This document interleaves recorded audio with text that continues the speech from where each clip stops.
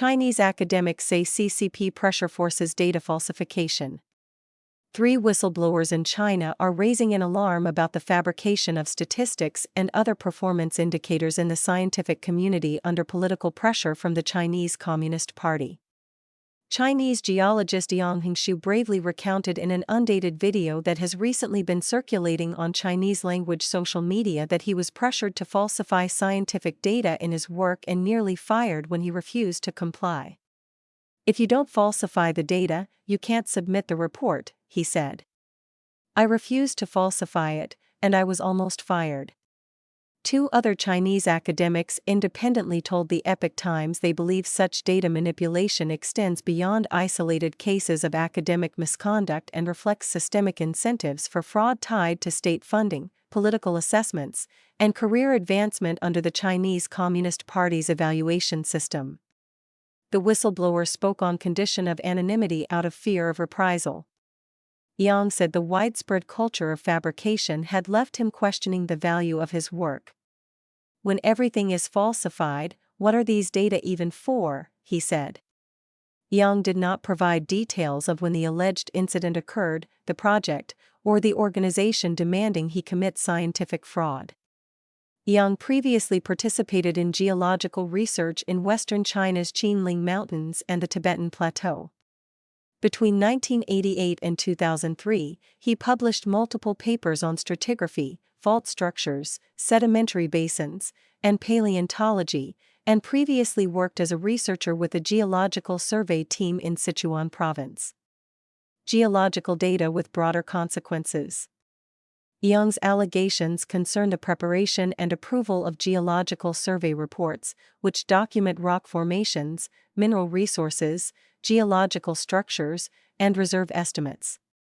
Such reports often serve as the basis for mineral exploration, mining development, infrastructure construction, and geological hazard assessments. Altered underlying data or conclusions could lead to misguided decisions on subsequent engineering and resource development.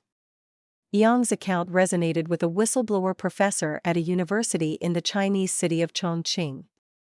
According to the professor, data fabrication is commonplace across Chinese universities because institutional evaluations determine access to government funding, policy support, and other resources. To pass evaluations, almost everything is falsified, he told the Epoch Times. The professor said universities in China compile statistics designed to satisfy official performance metrics, including graduate employment rates, research output, faculty qualifications, authorized master's and doctoral programs, and even library collection figures. "There is a whole set of evaluation indicators," he said. "Colleges simply fabricate the numbers to match those indicators. Faculty members are instructed to memorize the official figures before evaluation teams visit campuses," the professor said. During inspections, evaluators may randomly observe classes or question instructors, who are expected to repeat the approved statistics. "I found it both disturbing and deeply ironic," he said. Employment rates and research claims.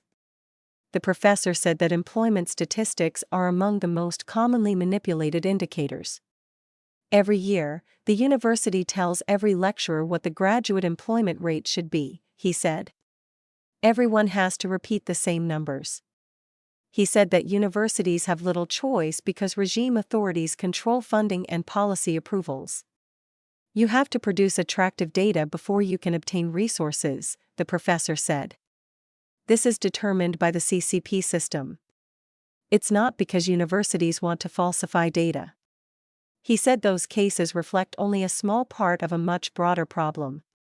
Concerns about academic integrity have drawn renewed attention in China after science blogger Geng Tongxue publicly accused professors and university administrators at several institutions of manipulating research data.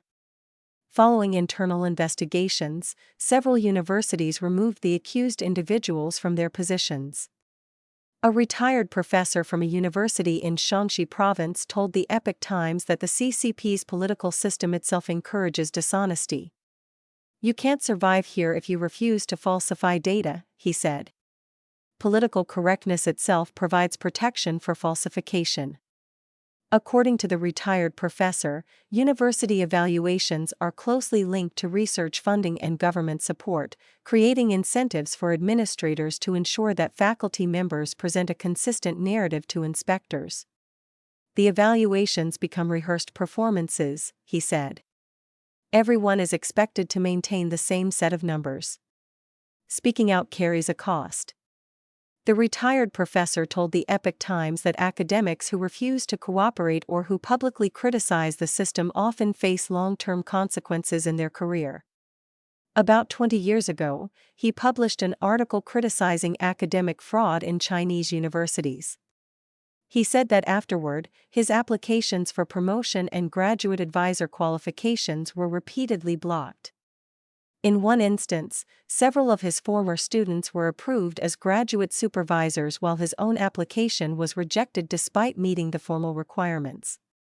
My colleagues were furious and confronted the university president, the retired professor said. The president admitted it wasn't because I lacked the qualifications.